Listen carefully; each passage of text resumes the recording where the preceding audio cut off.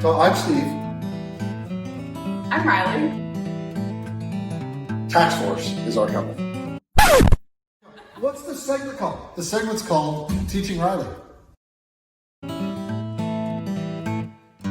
Today I want to know what kind of things we can write off as business expenses. That's a really great question, Riley. At the end of the day, we can put anything on a business statement. We really can, right? The question is whether or not the CRA is going to allow it. Yeah. Right? Yeah. Okay. So that's really the question you're asking. What can I write off for my business? That's a legitimate expense that CRA is going to allow. Yes. Right? Our tax system is based on the honor system. We can do anything we want. We can put anything on the forms, but we have auditors that help keep us honest, right? And so because people are generally want to do the right thing, and because we have the fear of auditors, those two things combined help us to make sure that we're going to follow the rules. The rules say that if you're spending money in order to make money in your business, it's probably a write-off. Okay. Now, audits by negotiation, which is the higher power we always have to be worried about, right? Because we can put anything on the form.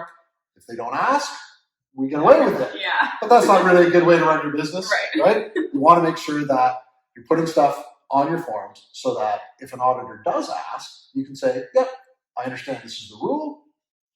This is why we put this expense on here. Audits by definition are a bit of a negotiation though. So when it really boils down to what kind of things can I write off for my business, the question I like to ask, what's the story that we can tell an auditor as to why we had to spend this money in order to make a profit? Okay.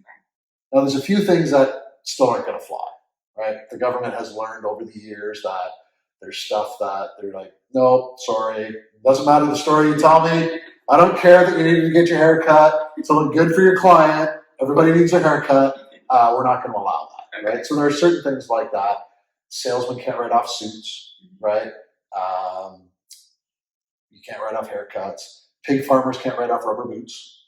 The government says, sorry, you're going to put shoes on when you leave the house. So the fact that you're putting on specialized shoes that are widely available to go work in your barn doesn't happen to qualify. So there's a few things like that. But generally speaking, if we've got a reasonable story to tell as to why we spent this money in order to make my business better and to make a profit, that thing is probably tax deductible. That's it.